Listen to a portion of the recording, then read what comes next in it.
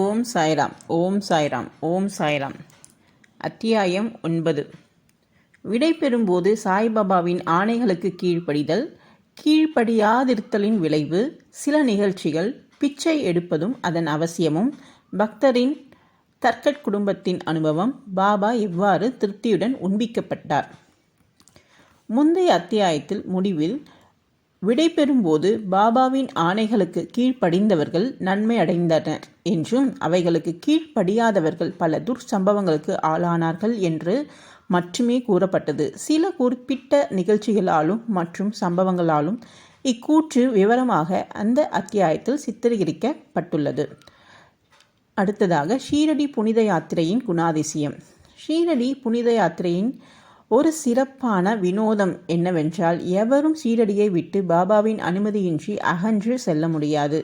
அப்படி செல்வாரேயானால் அவர் சொல்லற்கரிய தொல்லைகளை வரவேற்கிறார். ஆனால் எவரேனும் ஷீரடியை விட்டு வெளியேறி செல்லும்படி பாபாவால் கேட்டுக்கொள்ளப்பட்டால் அவர் அங்கு அதற்கு மேல் தங்கியிருக்க முடியாது. பக்தர்கள் பாபாவிடம் சென்று வந்தனம் செய்து விடை பெற்று செல்ல போகும்போது அவர் சில யோசனைகளை அல்லது குறிப்புகளை வழங்குவார். இந்த யோசனைகள் பின்பற்ற வேண்டும். இவைகள் பின்பற்றப்படாவிட்டாலும் அல்லது விளக்கப்பட்டு இருந்தாலும் அங்கனம் பாபாவின் தூண்டுதலுக்கு மாறாக நடந்தவர்களுக்கு விபத்துக்கள் நேரிடுவது உறுதி.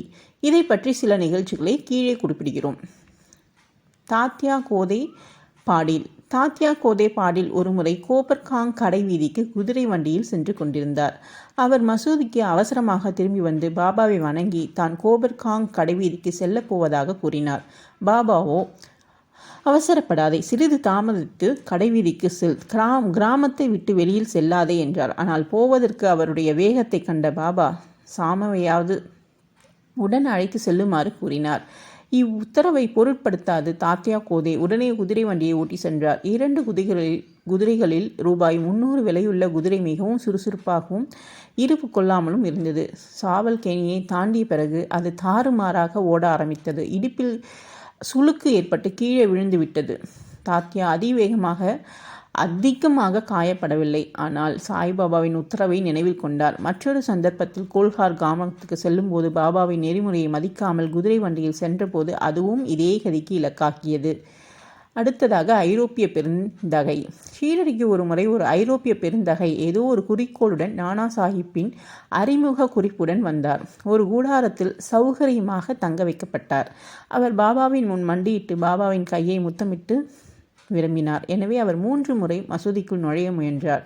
ஆனால் அவர் அப்படி செய்வதை பாபா தடுத்து விட்டார். கீழேயுள்ள திறந்தவெளி முற்றத்தில் அமர்ந்து பாபாவின் தரிசனத்தை செய்யும்படி கேட்கப்பட்டார். தமக்கு அளிக்கப்பட்ட வரவேற்பை கண்டு மகிழாத ஐரோப்பிய ஷீரடியை விட்டு உடனே புறப்பட விரும்பி விடைபெற்றதாக வந்தார். பாபா அவரை அடுத்த நாள் போகும்படியும் அவசரப்பட வேண்டாம் என்றும் கூறினார். மக்களும் அவரை பாபாவின் அறிவுரையின்படியே செய்ய வேண்டிக் கொண்டனர். இவற்றையெல்லாம் செவிமெடுக்காது அவர் ஒரு குதிரை வண்டியில் ஷீரடியை விட்டு புறப்பட்டார். முதலில் குதிரைகள் ஒழுங்காக ஓடின. ஆனால் சாவில் உஹி கிராமத்தை தாண்டியதும் எதிரில் ஒரு சைக்கிள் வந்தது. இதை கண்டு குதிரைகள் மிரண்டு வேகமாக ஓடின. குதிரை வண்டி தலைகீழாக கவிழ்ந்தது. அந்த பெருந்தகை கீழே விழுந்து சிறிது தூரம் தரையில் இழுத்து செல்லப்பட்டார். உடனே அவர் விடுவிக்கப்பட்டார். என்றாலும் தனக்கு ஏற்பட்ட காயங்கள் குணப்படுத்துவதற்காக கோபர்காங் மருத்துவமனைக்கு சென்று படுக்க வேண்டியதாயிற்று. இத்தகைய அனுபவங்களை கணக்கில் அடங்கா. பாபாவின் ஆணைகளுக்கு கீழ்ப்படியாதவர்கள் ஏதோ ஒரு விதத்தில் விபத்துக்குள்ளானார்கள் என்றும் அவைகளுக்கு கீழ்ப்படிந்தவர்களோ பத்திரமாகவும் மகிழ்ச்சியாகவும் இருந்தனர் என்றும் எல்லா மக்களுக்கும் பாடம் கற்றுக்கொண்டனர். அடுத்ததாக பிச்சை எடுப்பதன் தேவை.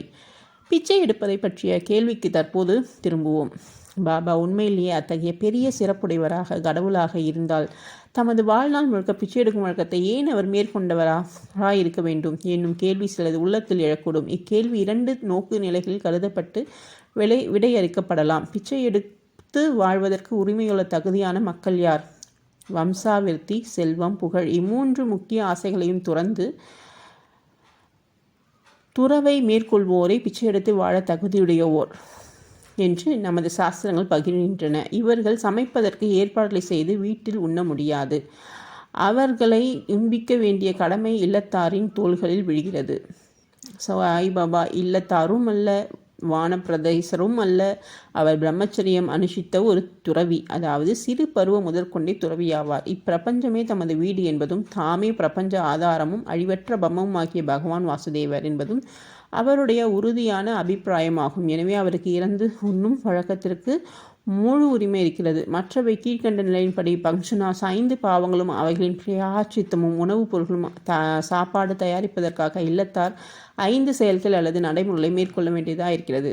அதாவது கண்டனி பொடியாக்குதல், பேஷினி அரைத்தல், உதக்குடும்பி பானைகளை கழுவுதல், மார்ஜனி பெருக்கி சுத்தப்படுத்துதல், சுள்ளி அடுப்பு பற்ற வைத்தல். இச்செயல்முறைகள் எல்லாம் ஏராளமான சிறிய கிருமிகளையும் 5 ஜந்துக்களையும் கொள்வதற்கு ஏதுவாகிறது. இவ்வாறாக இல்லத்தரார்கள் ஓரளவு பாவத்தை செய்தவர்களாகிறார்கள். இப்பாவத்துக்கு பரிகாரமாக நமது சாஸ்திரங்கள் 5 வகையான தியாகங்களை செய்ய பகிர்கின்றன.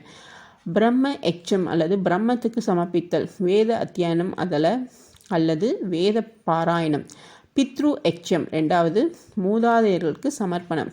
3வது தேவ யக்ஷம் தேவதைகளுக்கு சமர்ப்பித்தல். 4வது பூத யக்ஷம் ஜந்துக்களுக்கு சமர்ப்பணம்.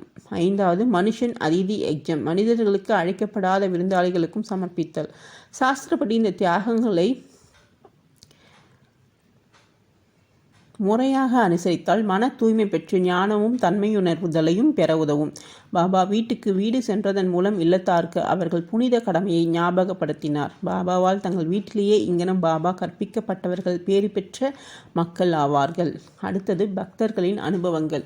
இன்னும் அதிக விறுவிறுப்புள்ள விஷயத்துக்கு தற்போது திரும்புவோம். ஸ்ரீ கிருஷ்ண பரமாத்மா பகவத்கீதையில் ஒரு இலை பழம் அன்றி நீர் இவற்றை பக்தியுடன் எவனொருவன் எனக்கு சமர்ப்பிக்கிறானோ அந்த உள்ள தூய்மையுடன் மனிதனின் பக்தி மிகு காணிக்கையானது என்னால் ஏற்றுக்கொள்ளப்படுகிறது என்று கூறியிருக்கிறார். சாய்பாபாவின் விஷயத்தில் ஒரு பக்தர் உண்மையிலேயே ஏதாவது சமர்ப்பிக்க விரும்பியிருந்தது.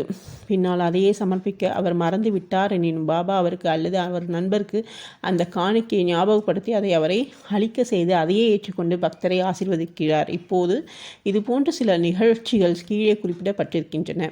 அடுத்ததாக தர்கட் குடும்பம், தந்தையும் மகனும். முன்னர் பிரார்த்தனா சமாஜத்தை சேர்ந்த ராமச்சந்திர ஆத்மாராம் என்னும் பாபா சாஹிப் தர்கட் சாய்பாபாவின் ஒரு உறுதியான பக்தராவார். அவருடைய மனைவியும் மகனும் சாய்பாபாவிடம் அதற்கிணையாகவே அல்லது இன்னும் சற்று அதிகமாகவே கூட அன்பு செலுத்தினர். ஒரு முறை திருமதி தர்கட்டும் அவர்களது மகன் தர்கட்டும் மே மாத விடுமுறைக்கு சீரடிக்கு போவது என தீர்மானிக்கப்பட்டது. ஆனால் மகன் போக விரும்பவில்லை. காரணம், அவன் பாந்த்ரா வீட்டை விட்டு போவானாகில் வீட்டில் சாய்பாபாவின் பூஜை முறையாகவே கவனிக்கப்பட மாட்டது என்று அவன் கருதியதே ஆகும். ஏனெனில் அவனது தகப்பனார் பிரார்த்தனா சமாஜத்தை சேர்ந்தவராதலால் சாய்பாபாவின் பெரிய படத்தை பூஜை செய்வதை அவர் லட்சியம் செய்ய மாட்டார் என்று அவன் கருதினான். எனினும் தனது மகன் செய்வதை போன்றே அதேவிதமாக தான் பூஜா கருமங்களை செய்வதாக அவர் உறுதியாக வாக்களித்த பின்பு ஒரு வெள்ளிக்கிழமை இரவு தாயும் மகனும் ஷீரடிக்கு புறப்பட்டனர். அடுத்த நாள் சனிக்கிழமை திரு தர்கட் அதிகாலையில் எழுந்திருந்து பூஜை செய்வதற்கு முன் நீராடிவிட்டு பூஜை அறையில் சாஷ்டாங்கமாக நமஸ்கரித்து, பாபா, எனது மகன் செய்த அதே மாதிரியாக நான் பூஜை செய்ய போகிறேன். ஆனால் தயவு செய்து அதை ஒரு இயந்திர கதியாக பயிற்சியாக ஆக்கிவிடாதீர்கள் என்று கூறிக்கொண்டே பூஜை செய்து சில கற்கண்டு கட்டிகளை நைவேத்தியமாக சமர்ப்பித்தார். அக்கற்கண்டை பகல் உணவின் போது பகிர்ந்தளிக்கப்பட்டது. அந்நாள் மாலையும் அதன் பின்னர் ஞாயிற்றுக்கிழமையும் எல்லாம் நலமாகவே நடந்தேறின. தொடர்ந்து வேலை நாளான திங்கட்கிழமையும் நன்றாகவே கழிந்தது. தனது வாழ்நாளிலே இம்மாதிரியான பூஜையை செய்வதர் அறியாது திரு தர்கட் தன் மகனுக்கு வாக்களித்தபடி எல்லாம் மிகவும் திருப்திகரமான முறையிலே நடந்தேறி கொண்டிருந்ததால் தனக்குள்ளேயே பெருமளவு நம்பிக்கை பெற்றார். அடுத்த நாளான செவ்வாய் அன்று வழக்கம் போல் காலையில் பூஜையை நிகழ்த்திய பின் தனது வேலைக்கு சென்றார். மதியம் வீட்டுக்கு வந்து உணவு பரிமாறிட்ட போது பகிர்ந்து கொண்ட கற்கண்டு பிரசாதம் இல்லாததை கண்டார். அவர் தமது சமையல்காரனை விசாரித்ததில் காலையில் எவ்வித நைவேத்தியம் செய்யப்படவில்லை என்று அறிந்தார். பூஜையின் அந்த அம்சத்தை நிகழ்ந்த அவர் அடியோடு மறந்துவிட்டிருந்தார். இது குறித்து தனது இருக்கையை விட்டு எழுந்திருந்து பூஜையில் விழுந்து வணங்கி தமது தவறுகளுக்கு வருத்தம் தெரிவித்து, அதே நேரத்தில் இத்தகைய ஒரு சாதாரணமான நடைமுறை விஷயத்தை வழிகாட்டுவதற்காக பாபாவை அவர் கடிந்து கொண்டார். பின்னர் தனது மகனுக்கு உண்மைகளை கூறி ஒரு கடிதம் எழுதி அதை பாபாவின் பாதத்தடியில் வைத்து புறக்கணிப்பிற்காக தம்மை பொறுத்தளவுமாறு வேண்டுமாறு எழுதியிருந்தார். செவ்வாய்க்கிழமை மதியத்தில் பாந்த்ராவில் இது நிகழ்ந்தது. ஏறக்குறைய இதே நேரத்தில் ஷீரடியில் மத்தியான தீபாராதனை நிகழ்விற்கு சிறிதே முன்பாக பாபா திருமதி தர்கட்டை நோக்கி, அம்மா, பாந்த்ராவில் உள்ள உனது வீட்டிற்கு ஏதேனும் உண்ணலாம் என்ற எண்ணத்துடன் சென்றிருந்தேன். கதவு பூட்டப்பட்டிருப்பதை கண்டேன். எப்படியோ உள்ளே நுழைந்தது. நான் உண்பதற்கு ஏதும் விட்டு வைக்கவில்லை என்பதை வருத்தத்துடன் அறிந்தேன். எனவே பசி தணிக்கப்படாமலே திரும்பிவிட்டேன் என்று கூறினார். அப்பெண்மணிக்கு இது ஒன்றும் புரியவில்லை. அருகில் இருந்த மகனோ, அதாவது பாந்திராவில் பூஜையோ ஏதோ தவறு நிகழ்ந்திருக்கிறது என்று அனைத்தையும் புரிந்து கொண்டு வீடு திரும்பி பாபாவின் அனுமதியை வேண்டினான். பாபா இதை மறுத்தார். எனினும் அங்கேயே அப்பையனை பூஜை செய்ய அனுமதித்தார். அப்போது ஷீரடியில் நிகழ்ந்த விவரங்களை எல்லாம் பற்றி பையன் தகப்பனாருக்கு ஒரு கடிதம் எழுதி வீட்டில் பூஜையை அலட்சியம் செய்ய வேண்டாம் என்று மன்றாடி வேண்டியிருந்தான். 2 கடிதங்களுக்கு ஒன்றையொன்று தாண்டி போய் இருவருக்குமே அடுத்த நாள் கிடைத்தது. இது ஒரு அற்புதம் அல்லவா? அடுத்ததாக திருமதி தர்கட். தற்போது திருமதி தர்கட்டின் நிகழ்ச்சியை எடுத்துக்கொள்வோம்.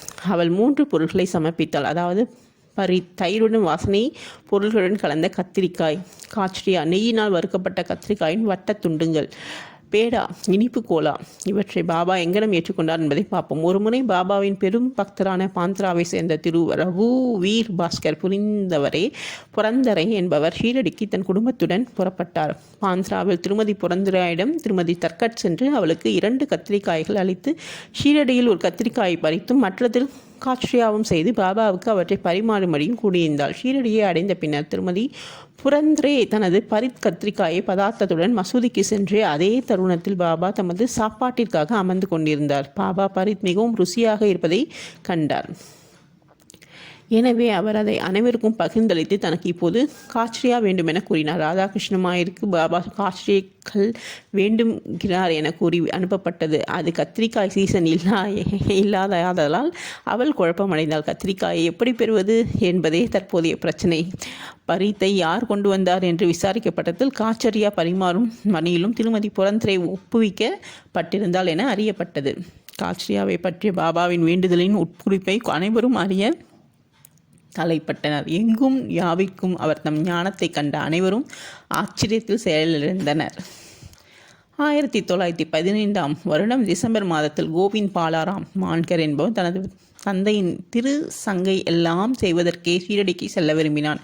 புறப்படுவதற்கு முன் திருமதி தர்கட்டை பார்க்க வந்தான். அப்போது பாபாவுக்கு ஏதேனும் கொடுத்தனுப்ப வேண்டும் என்று திருமதி தர்கட் நினைத்தாள். வீடு அனைத்திலும் தேடி முன்னமே நைவேத்தியமாக அளிக்கப்பட்டிருந்த பேடா ஒன்றை தவிர வேறெதையும் அவள் காணவில்லை. பையன் கோவிந்த் மிகவும் துயர் கொண்ட நிலையில் இருந்தான். எனினும் பாபாவின் கொண்டுள்ள பெரும் பக்தியின் காரணமாக அவனிடம் பேடாவை கொடுத்து அனுப்பினான். பாபா அதனை ஏற்றுக்கொள்வார் என நம்பினான். கோவிந்த் சீரடிக்கு சென்று பாபாவை கண்டான். ஆனால் பேடாவை தன்னுடன் எடுத்து செல்ல மறந்துவிட்டான். பாபா பொறுத்திருந்தார். மறுபடியும் மாலையில் சென்ற போது பேடாவை கொண்டு வந்து செல்லாமல் வெறும் கையுடன் சென்றான். பாபா இதற்கு மேல் பொறுக்க இயலாதவராய், எனக்கு நீ என்ன கொண்டு வந்திருக்கிறாய் என்று கேட்டார். ஒன்றுமில்லை என பதில் வந்தது. மீண்டும் பாபா அவனை கேட்டார். அதே பதில் தான் அளிக்கப்பட்டது. பின்னர் பாபா, நீ புறப்படும் போது அம்மாவனிடம் எனக்காக இனிப்பு பலகாரம் கொடுக்கவில்லையா என்று குறிப்பான வினா ஒன்று கேட்டார். உடனே பையனுக்கு எல்லாம் நினைவு வந்தது. வெட்கம் அடைந்த பாபாவிடம் தன்னை மன்னிக்க வேண்டி கொண்டு வந்த இடத்திற்கு ஓடிப்போய் பேடாவை கொண்டு வந்து பாபாவிடம் கொடுத்தான்.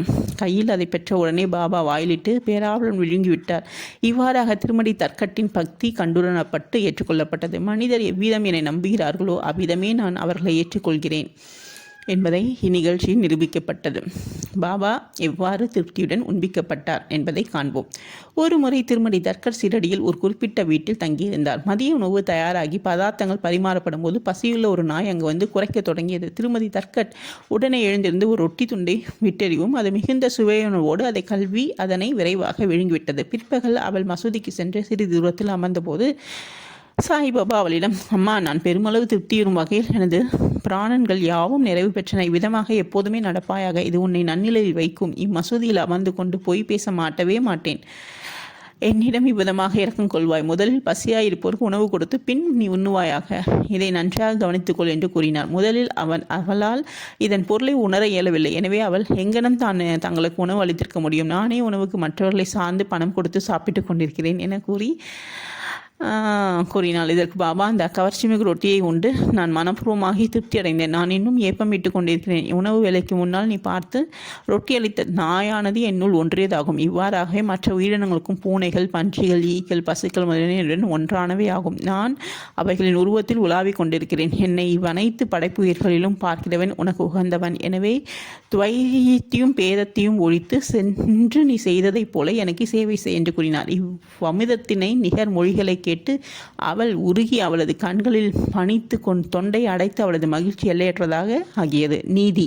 கடவுளை எல்லா படைப்பு உயிர்களும் காண்பாயாக என்பதே இவ்வத்தியாயத்தின் நீதியாகும். உவ்ய நிமிஷங்கள் நிஷதங்கள் கீதை பாகவாதம் பாகவதம் இவைகளெல்லாம் ஜீவராசிகள் அனைத்திலும் கடவுள் அல்லது தெய்வீகத்தை காணும்படியாக வற்புறுத்தி அறிவுறுத்துகின்றன. இவ்வத்தியாயத்தின் முடிவில் சொல்லப்பட்ட நிகழ்ச்சியாலும் இன்னும் பல சந்தர்ப்பங்களிலும் உபநிஷத்து போதனையிலும் எவ்வாறு நடைமுறைக்கு கொண்டு வருவது என்று சாய்பாபா விளக்கி காட்டியிருக்கிறார்.